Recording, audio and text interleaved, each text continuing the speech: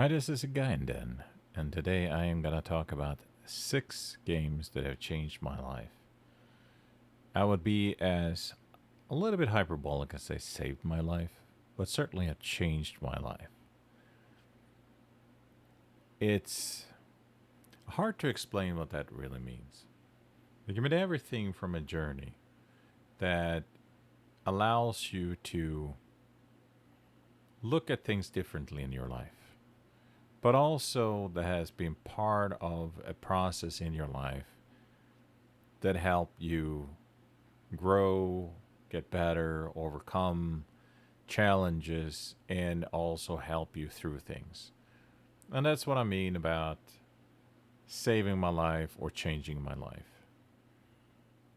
Is there truly a game out there that have been so changing so it changed either you or maybe even made you live through something that would be life altering? Maybe. I'm really not being trying to make this more than what it is. But to me, in a certain extent, with these kind of games, they have certainly meant something more than any other game. And there's a lot of great games out there that I have played from start to finish, and some that are great that I never finished. But these are truly games that I can remember back as being part of my life in such a pivotal way that it actually meant something to me.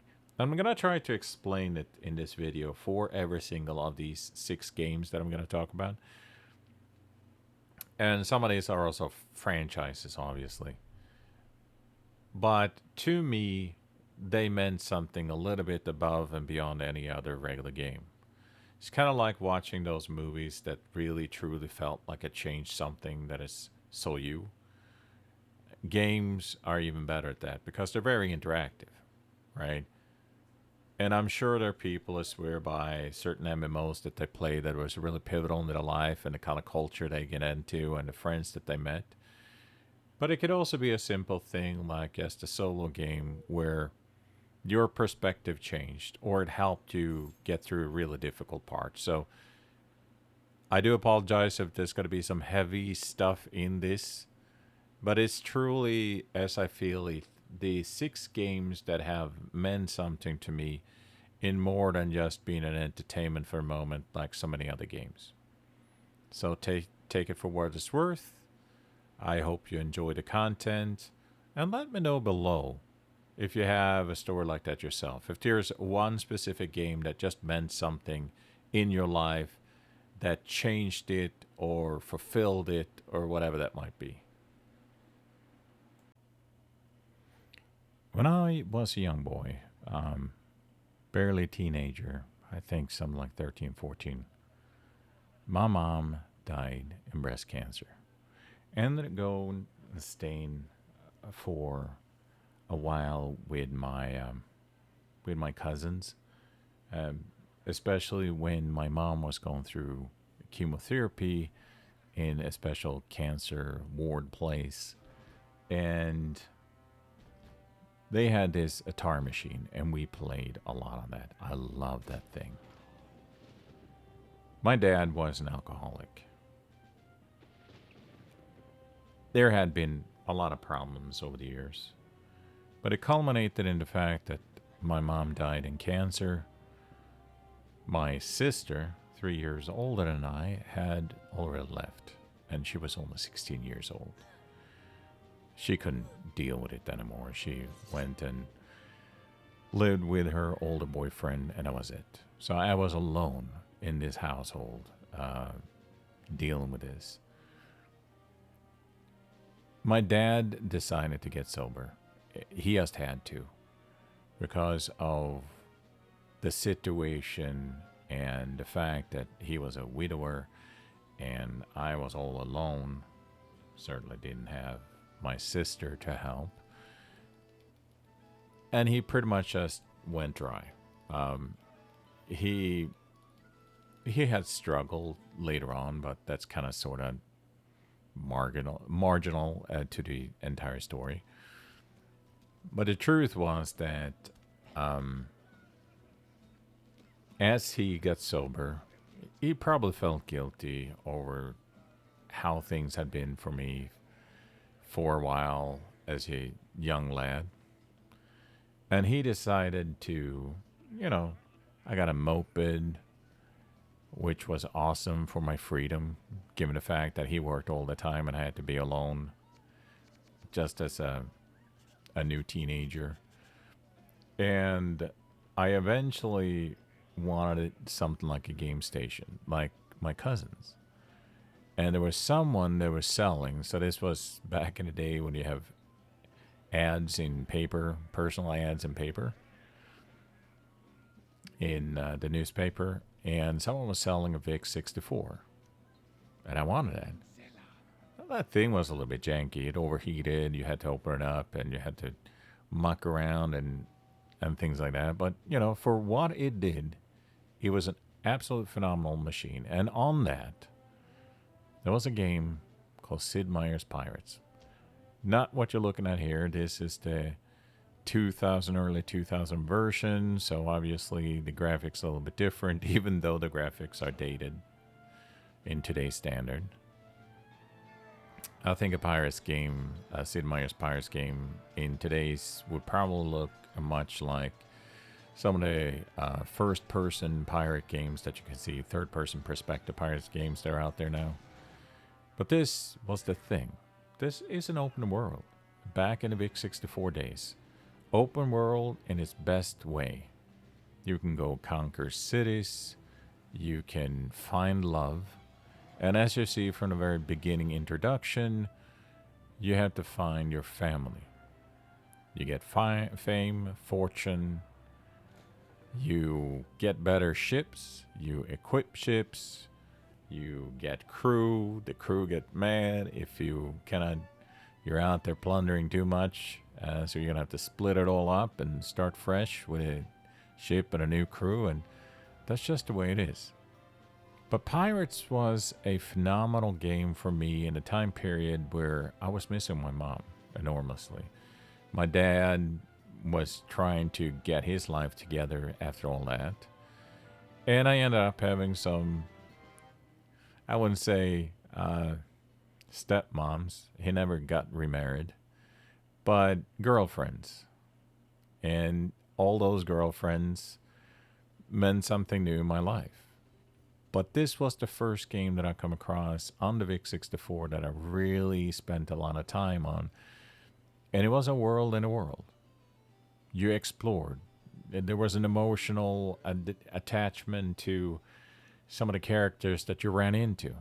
This was a game that fundamentally allowed me to deal with some of the pain in my life. Was certainly not the only game, certainly not the only machine, and I am going to talk about the different games soon that took me a couple of more years into the whole thing. But I'll tell you this. Pirates at that time frame occupied my mind in such a way that I could deal with the pain, that I could focus on something that was a fantasy world for sure. You know, games are a fantasy world, but at the same time, doing something extraordinary that let you discover something about yourself as a personality. It's absolutely true. You can be a bad guy, you can be a good guy. You can be a terrible guy. And all of that get illustrated in games in a certain way. Who you are as a person can be reflected in games, for sure. Because, you know, if you want to play the bad guy, there are certain games that has that kind of moral system, and you just go around nuking, slaughtering, destroying. Or you can be a builder, a creator, a helper, someone that when you encounter those things in the dialogue, that either you can tell them, go fuck yourself, or, hey, how can I help? No, keep the money. I don't mind. Those are the things that are the moral choices that probably has something to do with your personality. But Pirates allowed me to deal with a lot of emotional stuff. And as you can see, I haven't played it in a while, so I keep shooting the wrong way, trying to figure out that the right mouse button for shooting and steering with the left and all that. But regardless of that, I just had so much fun playing this game. And for a while there, it was my life. Did this save me from something deeper, worse? I think a certain sense of loneliness. Because I was also bullied. I'm a lanky, tall guy with glasses, very nerdy. Very into nerdy thing. Very, I would say, emotionally fraught because of the whole thing with my dad's alcoholism, with my mom's sickness, and the fact that my sister just left. Now, I don't hold anything against my sister. She could only take so much, and I certainly didn't feel necessarily betrayed as much as I felt alone. But in those very formative years, in your adolescence, I had a friend, and no, it's not a friend in a physical or I didn't substitute the unreality of games in a weird kind of mental way, but it helped me in a time period as a Gen Xer where you didn't have what you have today, the type of medication, the type of help, and the therapy. You had to deal with the whole bullyingness in a whole different ways, in a whole different way than you do today. And to me, this game was that kind of escape. Sid Meier's Pirates. Who knew that it would actually help me along the way? What you're looking at here is Forgotten Realms Pool of Radiance SSI on PC. 8086. That was my first PC. It had a green screen. And this is a great deal of colors in comparison to the original one because of the screen. But this is a fascinating game in that I absolutely loved it, and it led to a change in my life that is weird to explain. So I liked games, right? And I like board games. I really enjoyed board games. It's kind of hard to explain how I got into our board games, but we're talking about 16 or 17 years old. I had gone to a couple of these commons, these gaming commons, where game cons where you could, there was vendors that were selling that and you can play games, right? And this guy that we're selling pretty much out of his basement that I saw an advertisement for, he was a communist. And I'm not kidding you. He was a genuine communist. He liked Soviet Union, right? That was back in the days before they fell apart. And what we have now is Russia. So before this, that guy was into communism. And he had gone to St. Petersburg. I don't remember what it was called. Stalingrad? No, Leningrad. And he had gone there and gotten stuff. And he even gave me this placard with Lenin's face on it. Weird stuff. But anyway, he got himself a computer and Pool of Radiance. And I loved it. I went there to him and played that game and I just enjoyed it so much that I had to get my own computer. He knew a couple of guys, older guys, that were building computers at that time.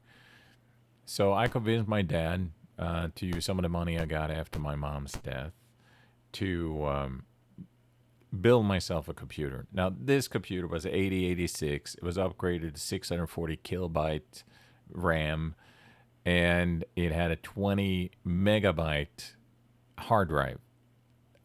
Awesome stuff for that time frame. Just so I could play this game with a green screen. And there are so many stores around it. We actually tried to make a similar game ourselves. So those two older guys, my communist friend, I don't remember his name anymore, and then me, we sat there in someone's apartment trying to figure out a game similar to this. And of course, it all fell apart because I was not mature enough to be dealing with stuff like that. Didn't know anything about programming. And the guys, they're probably as flaky as I am. At that time, however, Polar Radiance just became something that just changed my life because now I got into computers and a whole different group of people that I ended up knowing. We started live role playing, role playing in those game cons. Not this particular group, but another group that I just ran into because of this association with this guy. I started looking into the world of more board gaming and then came across a bunch of people that was kind of into it. One guy knew a bunch of other guys, and I think we were called the Black Ducks or something like that. So we ended up going to all these different areas, all these different people, and all these different game cons.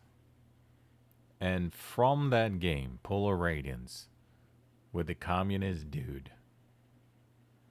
I ended up with a relationship with a group of awesome guys for years. I mean, I even struck a deal with the school that I was going to, the high school, where I, over the summer or even the evenings or the winter, could actually use one of their rooms on the weekends, one of the classrooms that we have access to, just so we could play these games, these role-playing games. I put that kind of deal together. And I can't think of a greater time frame in my life where I finally had a group of friends. I was still damaged from losing my mom and all that stuff. It was still issues with things like that. But it was a marvelous time. It started with buying a tabletop board game from a communist, ended up falling in love with the game, getting my own computer, dealing with some older guys. They're all in their 20s, almost 30s. Weird shit. And here I am, just a young teenager. Nothing nasty. No, these were just nerds, high-end nerds.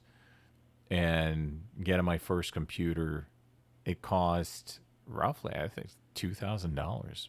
Back then, it was expensive. So $2,000 worth of a computer that just turned out to be like very low end, 8086, but it was. I learned so much about how to deal with DOS and self-learning how to use computers and fixing them. And eventually the hard drive on it crashed. Very expensive because the hard drives back then was really expensive. And then I started building my own computers. All of this from the seed of going to a communist, playing this game on his computer, and then ending up getting my own computer, meeting a fantastic group of people around my own age group, which was phenomenal amount of years. It all ended with me going into the military. Back then it was mandatory. And I lost kind of... I lost that kind of friendship union, and they all spread out and went to universities here and there.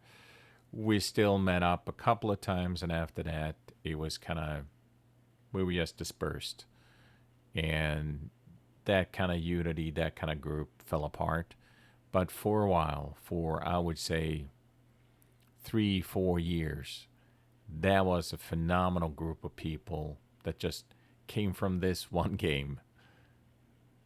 And that's the memory I have. It's a good game, but the game itself was just a catalyst for what happened later on. I know there's odd stories, but that's really how it saved my life. In that I finally fell into a group of fellow nerds, so to speak, and this game was the bridge.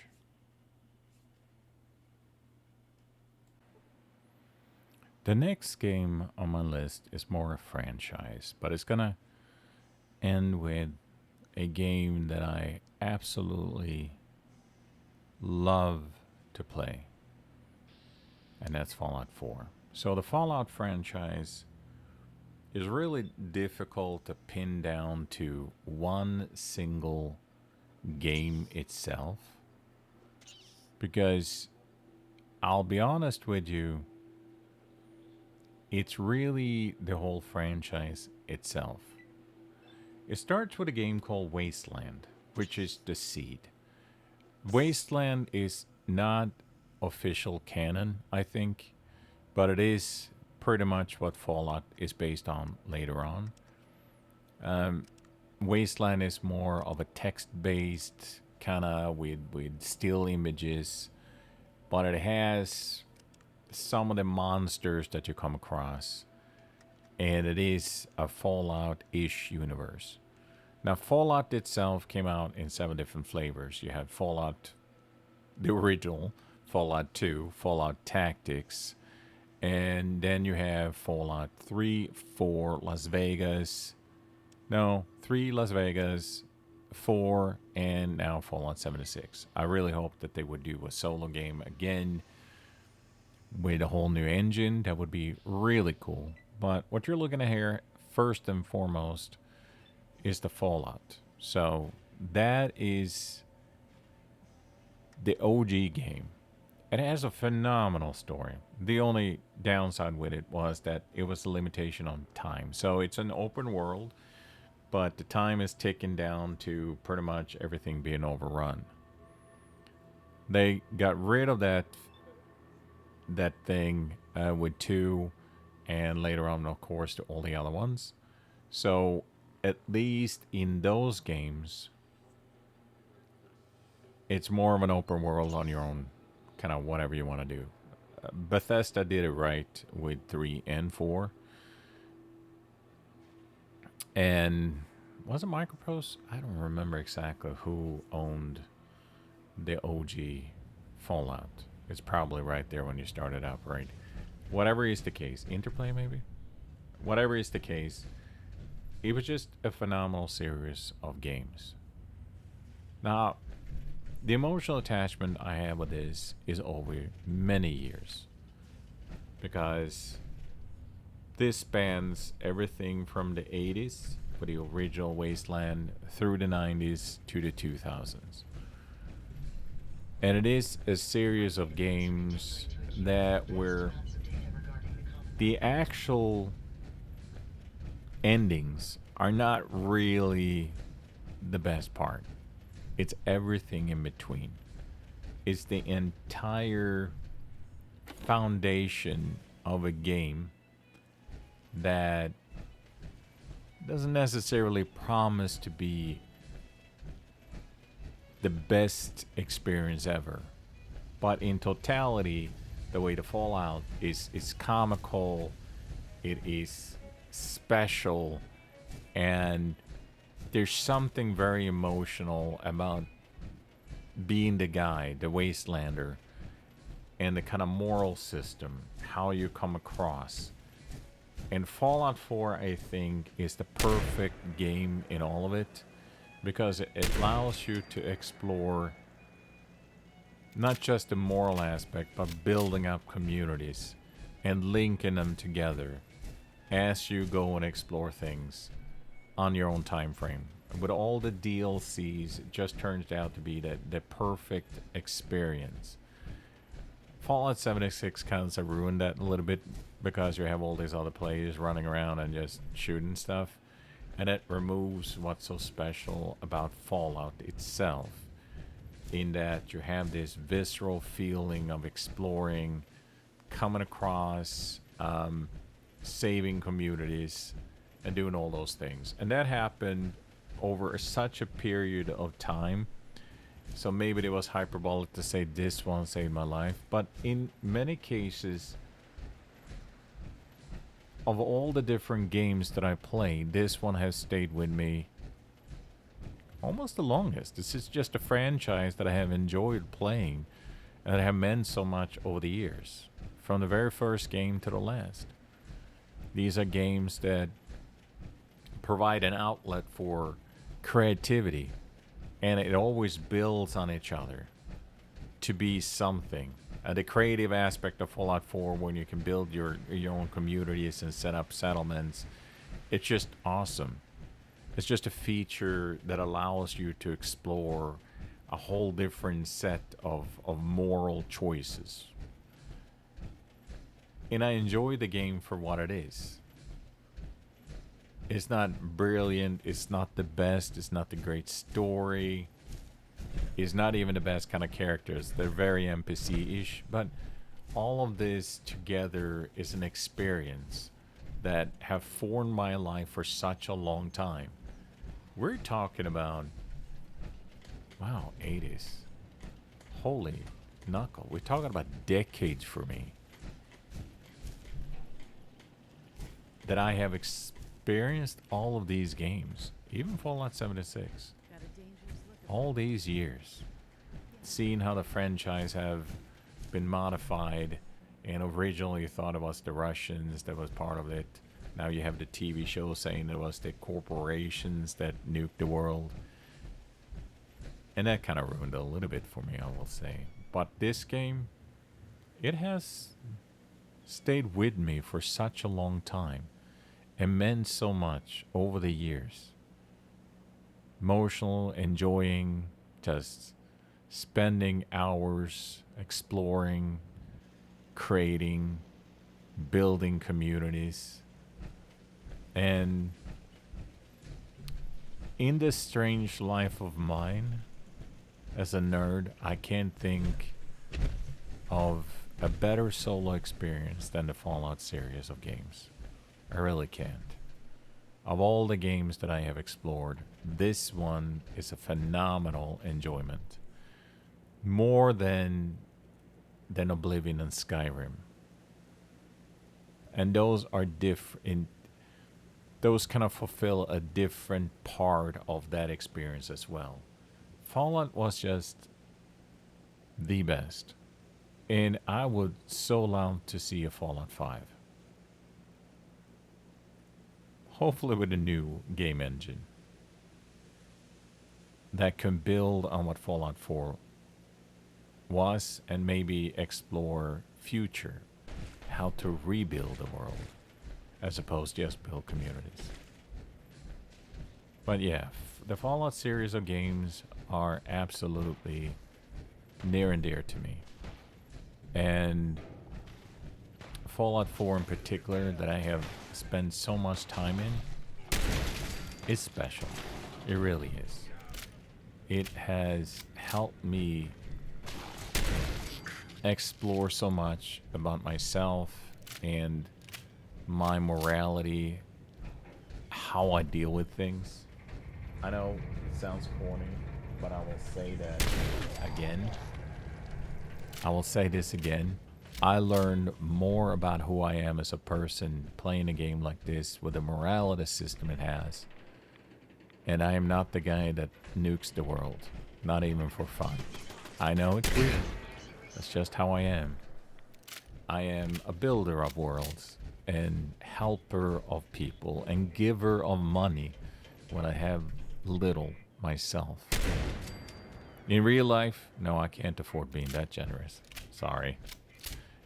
But in games like these, it have helped me lay a foundation of my moral self. I know. Weird to say that, but it's true. I started playing Dungeons & Dragons Online back in 2009. I recently made a video about saying goodbye to Argon Essence since they are consolidating all of the 32-bit servers into three 64-bit servers. So that is two for US and one for Europe. And it's just, I want to say it's sad. You know what I mean? It's emotional in many different ways. And I think that video explains a little bit more about my feeling about Dungeons & Dragons in respect to this video than maybe the words that I'm going to use now.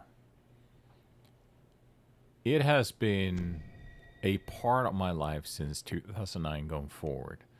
And on and off. There have not been a single year I haven't played it. I have certainly played all the new releases on and off. Sometimes lately I've taken a few months off. Even as much as a half a year off. It have happened. What I would like to say though, and this goes to what happened in my life around 2016. In 2016, I lost a great job. And all because of the mishandling of the finances of the upper management. I could tell you a lot of stories about over the years how they were bought up by another company, and that company, imagine they will just make a phenomenal amount of money and how they would increase market value and all that stuff. And then just ended up top loading with lots of managers, open up offices. There was just absolute waste. Just one single main headquarter unit full of HR and whatnot, and a really fancy building. But they hadn't had a foundation of the kind of salespeople they needed and the sales and the services needed to sustain that. So over the years, we got hit with the 2007 downturn where the department team I was part of, it was just basically just me and another guy that was left after that. There was a full department. And sadly, we were like, we had a whole section of maybe 10 or so cubicles of people. And then in the end, it was just like me and another person there with dimly lit office, so many people gone. And then as we were starting to rebound out of the 2007 crisis, then of course 2016 happened. And I'm not saying that anything happened because of Trump. I lost that job 1 week before the election in 2016. So it has nothing to do with that. It was just mismanagement, and a third of the company was laid off, and I lost a little bit of the energy and pep and interest in things that I had engrossed myself in when it comes to this game. And I stopped playing it. I had to give up the VIP because of the situation. And sure, I found another job. And for 10 months, I worked like a dog for this mom and pop shop. And then he couldn't hit his targets that I had given himself. He wanted me to sit there and cold call this scarce notes they had in this shitty, there was some kind of Apple management system, CRM, where they had some really crappy notes, barely a word about a call that they made to some dude that had called in for industrial grade monitors 3 years ago. And I was tasked to cold call those to find interest, so then hand it over to the salespeople. He was not a good manager, and it was not a good environment. But regardless of that, I then started playing this game again, just to rekindle myself. But you know how it is when you're in a groove? when you're doing certain things and everything is good, and you're living up to a certain standard in your life that you thought would always be there, and you've already gone through something that ended up being bad, but then you rebound a little bit, and then you kind of are now in a worse financial situation. You work more, you travel further, and for less pay. And now you feel almost guilty going back to the old days where you can sit a whole day on your day off and play a game. And then when I lost that after 10 months, because again, it wasn't something I did. It was just he had set the ridiculous target of growth that was not there, and it was certainly not an effort to do anything specifically to bring in that. And that's just what it is. So now I had to try to explain that to people, why I, after 10 months, after first losing a job after 13 years, and then after 10 months losing another job, how that was not something on me. And that's very difficult to explain to people. So when I finally got another job, I worked like a dog. Because there's nothing worse to your self-worth than having to deal with terrible managers that say terrible things about you, and then go to another job where you start feeling like, was I really that bad? Was this all my fault? Was it really something like that? And I fell out of love in gaming in so many different ways. And unfortunately, this game too. Because as much as I wanted to go back to being the same, I had lost something in all of that that felt like a value to me. And I still feel very guilty trying to play this game many times. It just, after all these years, that's still haunting me. Luckily, I found a better job eventually. So I went from after 10 months at one job, and then having to, unfortunately, look for another job. I eventually find something that was okay for a little bit, and then it turned out to be more like a sweatshop, unfortunately. And then just a couple of weeks before COVID hit, I got myself a better job. A job doing pretty much what I had done for 13 years previously, but with an excellent company and great people, the best managers possible. But I still feel guilty. I still feel like I am not measuring up to the moment. I lost that kind of confidence in a lot of things. And in many ways, that's reflective in that I haven't really gotten the groove of playing this game as much as I wanted to. So in this case, this game wasn't so much as it saved my life. It was a throughput that have remained all those years that I've gone through what has changed my life. I know that's a weird thing, a weird way of saying that, a weird way of thinking that way. But the reality is that games don't necessarily change you. But they are there as a reflection many times of what changes both in gaming and everything around. But also, it can help you deal with things. And I've found a lot of other outlets. I was talking about Fallout previously.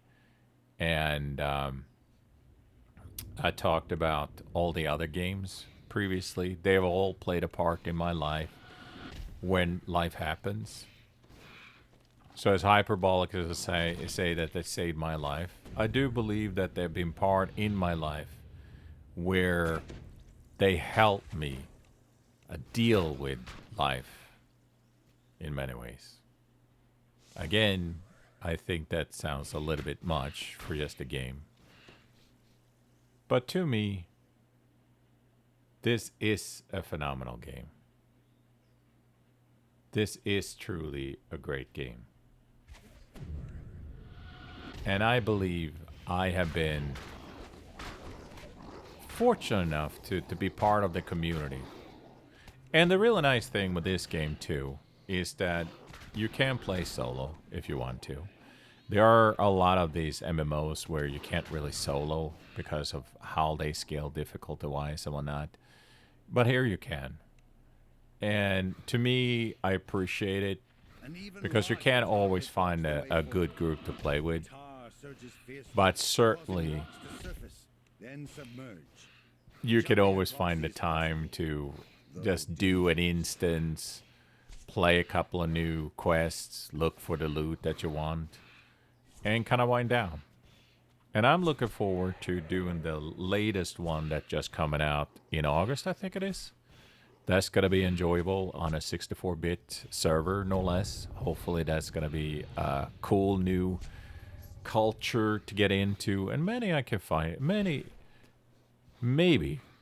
the word is, maybe I can find a groove back as far as the feeling of the good old days when I played the game.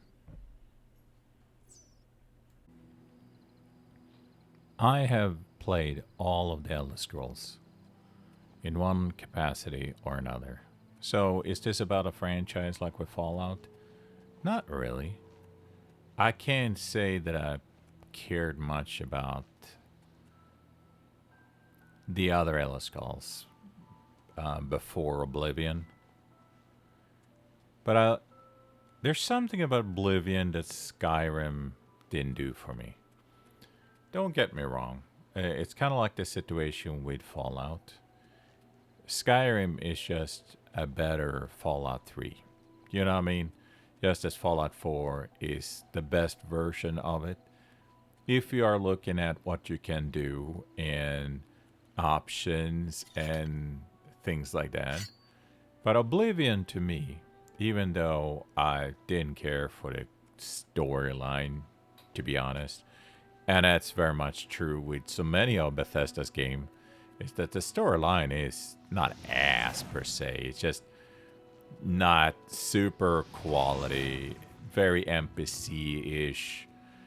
You're not talking about like Rockstar games here, where you have an actual story, but more or less just quests, and with something very generic individual, XYC wants XYC, right? But Oblivion was something else. I played it on my PlayStation 3 at the time, and it was just marvelous on a big screen TV. Something about exploring, crawling around in dungeons, the sound. It's just the soundscape and the music. It just adds such a flavor. And this is one of those games very similar to Fallout, where it is not about the end. The beginning is there to set the mood. Then the rest is just the filling in your Oreo. It doesn't have to be perfect. It doesn't have to have a perfect storyline. It doesn't have to build up to something monumental, because the real joy of the game is everything in between. The small little side quests, the interesting little areas you can go to, the things you can discover. Just crawling around in a dungeon, echoing hallways. Very few games have done that for me. And there are tons of games out there that have echoing hallways and dungeons and caves. But here, it was truly my first experience with it. So why didn't Skyrim work? Skyrim works in the sense that it is a better Oblivion. It is. But it's not so much better And it's very much like watching a really great movie and then to make a second version of it that's good, but it can never be as great. Take Matrix, Matrix 2, Matrix 3, right? Matrix 1 is phenomenal. Matrix 2 and 3 are just continuations of Matrix 1. It could never rekindle it. In fact, the whole storyline just didn't end up being anything good because it tried to reinvent the wheel and they probably didn't have a full story to begin with the Matrix. That was the end. There was a perfect ending to it, leaving the rest to the imagination. And then they had to all of a sudden make a story because it made a fortune. And then the rest is just more of the same, bullet time and all that slow-mo and whatnot. The first one was excellent. The rest is just, but I've seen this already. And then you add more. It's kind of like the 3 new Star Wars movies that was just really a copy on the first with more CGI. You know? And that's not necessarily a good recipe for anything because now it just feels cheap, like you're trying to just make money on what amounts to nothing but filler material. Oblivion is great for what it did for me.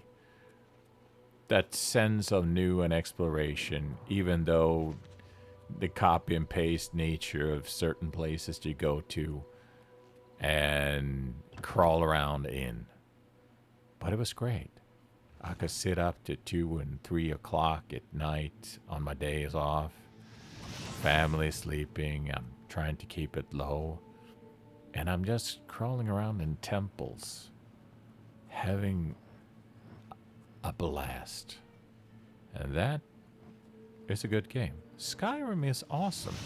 Don't get me wrong. But I had already done most of it through Oblivion. So that never felt as fresh and great as that one time I played Oblivion. You know, if Skyrim does the same to you, the way Oblivion did to me, then perfect. Then you have found that moment. Did it change my life? I have a feeling that it changed the way I approach games.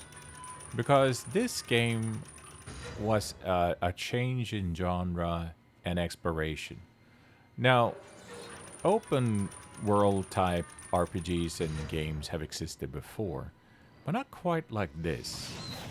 The formula and the game engine and all that, it's a little bit different from how games were previously. And that in itself, I think, made for a completely different experience and how that changed how I like my games to be. It is funny when I'm looking at it right now with Oblivion and Fallout and whatnot, is that so much of my game experience is now gearing towards that type of games. And I think this one changed the way I like my games and how I want to experience them. Now, of course, I do a lot of world building games, open world crafting, but you know, this was the seed. This was the one thing that got me there.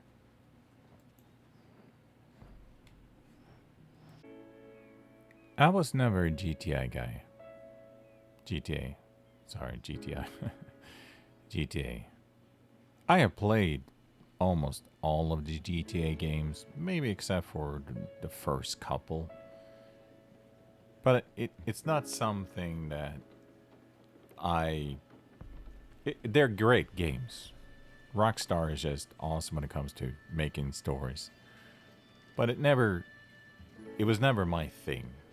I was never into being a criminal. I was never into, although certainly this is about a former criminal, right? They're not open world in the same way. that this game is. And you could very easily make the claim that they fill a different niche, but just a different timeline. Or maybe the same niche, but different timeline. I don't care how you look at it. Red Dead Redemption for me was the one game I absolutely loved. And it did change the way I look at games in a certain way, where I really do love a good story. Like Baldur's Gate has a great story, but it cannot meet up to this. And I do believe it has to do with the emotional nature of this game. Because in Red Dead Redemption, you are really taking on the arc of redemption of a guy that's done bad stuff. And just as he saves his family towards the end, then all of a sudden you play his son, finishing what the dad had started. The main character that you play for such a long time. There's something phenomenal about exploring an environment where there are so much personality. Unlike Oblivion, which is you are exploring what is really littered with NPCs, and that's true with Fallout and all that. There are stories, but, you know, speaking of NPCs, they really do believe, they really behave like NPCs. Very generic personalities. Whereas with Rockstar games, there's so much personality. They really feel like you are part of shaping a story in a way that watching a movie isn't really, it's just you observing the story, right? Here, you are part of the story. You shape the story through your actions and moving it forward. And that to me was phenomenal, because when I look at what I absolutely love in games and have since the days of the Fallout 3s and 4s, and then Oblivion, Skyrim, and games like these, it just felt like you immersed yourself. You almost become the character. Whereas with Oblivion and Fallout 4, you make a character. That's you playing that character. Here, you are becoming a character that you never set out to be. But Rockstar had made it so phenomenally that you felt like, yeah, I can be that guy, and I am redeeming myself. So for me, it worked because of, as I mentioned, about how I learned about my own moral attitude towards life, how I'm more of a guardian than I am a sociopath. I'm not saying anyone that plays a bad guy is a sociopath. I'm not saying that. But I do believe that what you choose to play as is a small little reflection of what you want to be, right? And again, not saying that you want to be a sociopath, but maybe you want to be the bad guy, right? You feel powerless, so you want to have that power. Whereas I always felt like the moral guardian. I always felt that I always wanted to be the one safeguarding. And it sounds dumb because we're talking about games. But again, this allowed me to be that flawed character that ended up being, in the end, a guardian, a flawed guardian, in a way that felt great. Felt awesome. So Red Dead Redemption was one of those games that I played a ton of. And it's one of the first games that I also finished the whole story. There's so many other games that I have played where I didn't get all the way to the end of the story because you played yourself out. And I think that that's been true with a lot of games that are open world crafting, is that, yes, there is an end game, right? But you never really truly get there because in the end you have filled it out. You ate all the the filling in the Oreo cookie, and in the end, you feel like, I have one piece left. I'm just gonna leave it like that. And maybe you rush towards the end to just get that done, like I did with Oblivion. It came to a point like, let's just finish it. I'm almost done now. And then you got to the point, and it was like, this is not that special. Fine, whatever. And you got it done, and it was over with. But I had the memory of all the great things that happened along the journey. And this game made me appreciate the flawed nature of people. I have always had a slightly naive view of things as black and white. And I'm not saying that this game taught me how to look into the gray. But at least it did take me out of the comfort zone of being a white knight or a guardian and play it a little bit flawed. And it felt good in the way that, yes, this character is flawed, but it also a redemption of his own personal journey towards something. And then in the very end, when he sacrificed himself for his family, it was a wonderful step in a weird way that you had managed to allow yourself to sacrifice yourself in a way that felt fulfilling. I know, corny. And then all of a sudden, you're his son, finishing the arc, the revenge arc. That the bad guys are just not going to get away with it. And that was awesome. Terrific. That was the cherry on top of it. Was just a great feeling of completing that story after having done so much in the middle, done all those little quirky things, met all those personalities. So I feel very comfortable ending this conversation about things that have really changed my life. That this one was the one that allowed me to look at things in a perspective that feels naively like I was just a little bit too black and white up to a point in my life. And then I started seeing this is truly how life is. And just to tie back to a little bit what happened to me through my life. For 13 years when I worked for that company, I felt that was really what I was tied to. And then when you lose a job for no fault of your own, maybe you should have left when you had a chance because, you can see things. You see things were not perfect with a company. And having that seeing these things play out in games might not teach you about life, but you get an idea of worth. And that kind of journey, how these games have shaped some portion of my life, is really impossible to explain in a way that sounds real and not corny.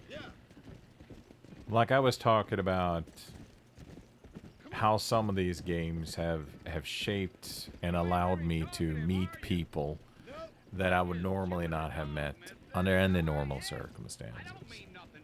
And it's true. And it's also true online with Dungeons and Dragons Online, is that I have met a great group of people, a part of a guild.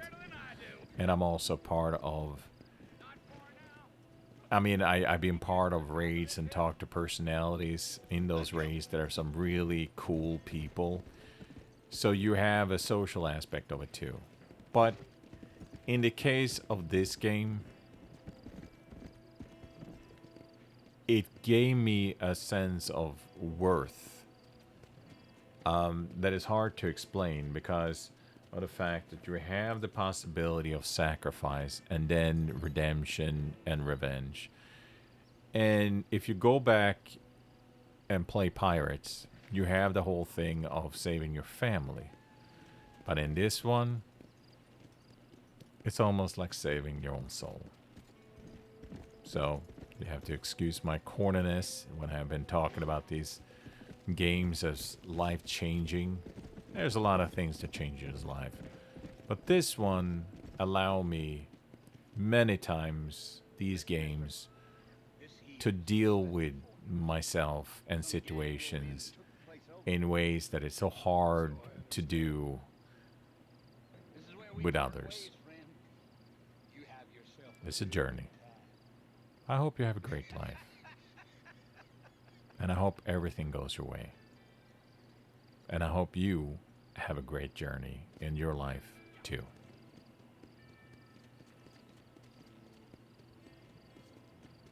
And as I always say, until we meet again, adieu.